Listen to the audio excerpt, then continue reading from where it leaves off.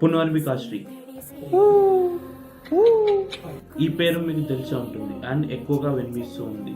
ఈ పాపని కాపాడుకోవాలంటే మన చేతుల్లోనే ఉంది. ఇంకా మేము జీర్ణించుకోలేకపోతున్నాం సార్. మా పాపను చూసి మాకు ఎలాగైనా ఎవరైనా కానీ ప్రభుత్వం తరపునైనా హెల్ప్ చేయాలని కోరుకుంటున్నాం సార్. మన చేతిలో ఏముంది అనుకుంటున్నారా? నేను చెప్తా, వినండి.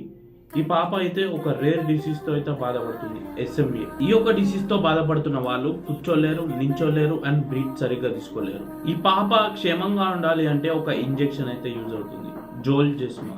దానికి దాదాపు 16 కోట్లు అయితే ఖర్చు అవుతుంది. 16 కోట్లు వాళ్ళైతే అఫోర్డ్ చేయలేరు, చాలా మిడిల్ క్లాస్ ఫ్యామిలీ. వీలైనంత మందికి ఈ వీడియోని అయితే షేర్ చేయండి. ఆ పాపకి ఫండింగ్ రేజ్ అయ్యేలాగైతే హెల్ప్ చేయండి. డాక్టర్స్ చెప్పింది ఏంటంటే వితిన్ 2 years లో ఈ ఇంజెక్షన్ అయితే వేయాలి అంట. ఆల్మోస్ట్ ఇప్పుడైతే 9 months కంప్లీట్ అయిపోయినాయి. మనకైతే చాలా తక్కువ టైం ఉంది. మనం ఫండ్ రేజ్ చేయడానికి అయితే జల్దీ ట్రై చేద్దాం.